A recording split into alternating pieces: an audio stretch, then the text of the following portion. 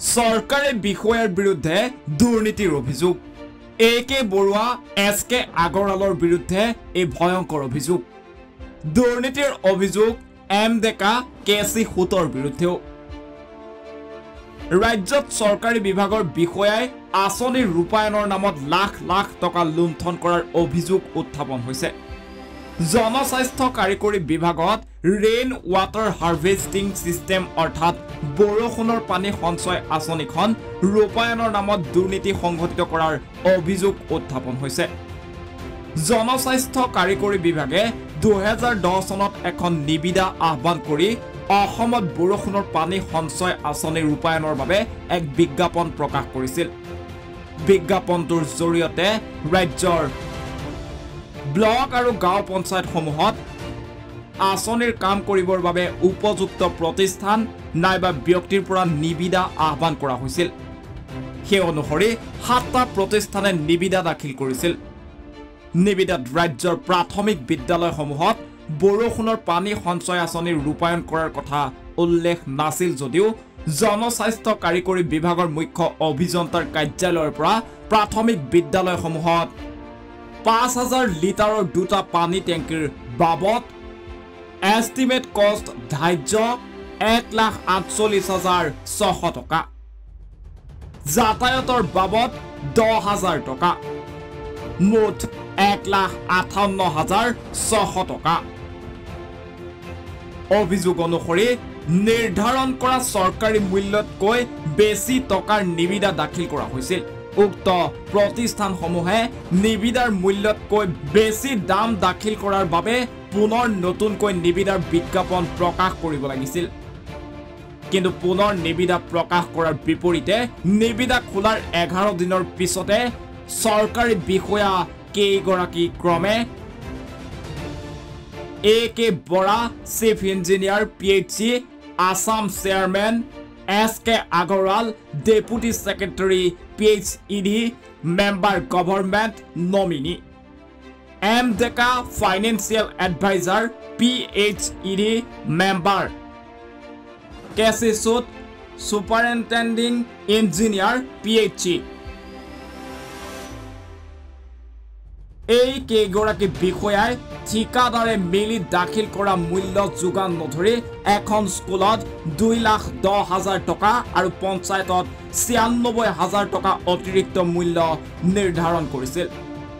তদুপৰি অভিযোগ উত্থাপন হৈছে যে 2010 চনৰ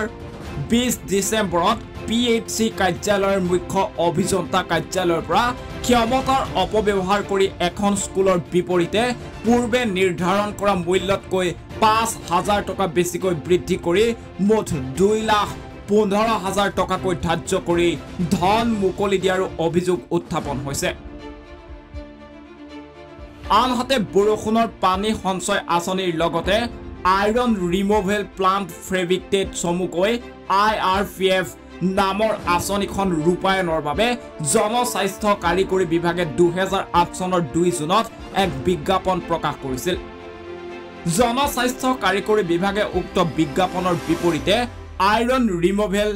প্লান্ট ফেব্ৰিকেটেড আঁচনিখন ৰূপায়ণৰ বাবে ফিল্টাৰ যোগান ধৰা 7টা প্ৰতিষ্ঠানৰ নাম ঠিকনাৰ তথ্য প্ৰকাশ কৰে কিন্তু পৰিতাপৰ কথা যে বিভাগটোৰ মুখ্য অভিযন্তাৰ কাৰ্যালয়ৰ পৰা ফিল্টাৰ যোগান ধৰাৰ বিপৰীতে যি কেইটা প্ৰতিষ্ঠানৰ নাম উল্লেখ কৰিছে তাত নাই এইচাৰ এন্টাৰপ্ৰাইজ নামৰ প্ৰতিষ্ঠানটোৰ নাম অন্যহাতে payment details of iron removal প্লান্টৰ তথ্যখিনিত আছে এইচাৰ এন্টাৰপ্ৰাইজৰ পৰা কোটি কোটি টকাৰ চেক সংগ্ৰহৰ তথ্য জনস্বাস্থ্য কাৰিকৰী বিভাগৰ সচিবলৈ ৰাজ্যপালৰ পত্ৰ যোগে অভিযোগ সন্দৰ্ভত তদন্তৰ নিৰ্দেশ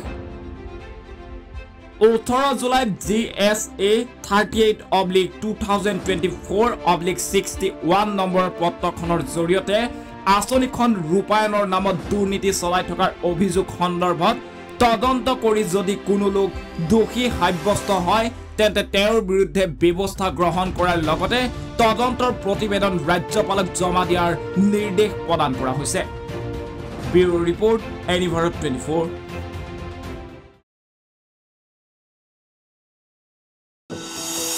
এনিভাৰত 24ৰ প্ৰথম প্ৰয়াস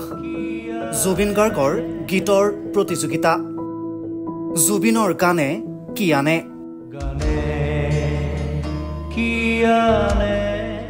অডিশ্যনৰ বাবে যোগাযোগ কৰক 8638661821 আৰু 8812831556 নম্বৰত এনিভাৰত 24 উদ্যোগত এটা নতুন সংগীতৰ প্ৰতিযোগিতা আয়োজন কৰা হৈছে য'ত মোৰ গানৰ প্ৰতিযোগিতা হ'ব আপোনালোকে তাত প্ৰতিযোগী হিচাপে আহিবলৈ পাৰিব আৰু মোৰ ফালৰ পৰা আন্তৰিক শুভকামনা জনাইছোঁ আৰু অনুষ্ঠানটোৰ নাম হৈছে গানে কি আনে সকলোকে মৰম জনাইছোঁ সকলোৱে আহক ইয়াত অংশগ্ৰহণ কৰক thank you very much love you নমস্কাৰ মই অজয় ফুকন আৰু এইখিনিতে সমূহ এনি ভাৰত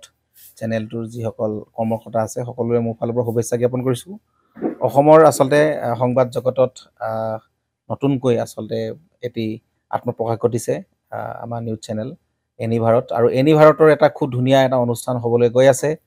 সকলোৱে জানে আমাৰ সকলোৰে মৰমৰ হাৰ্টথ্ৰব জুবিন গাৰ্গৰ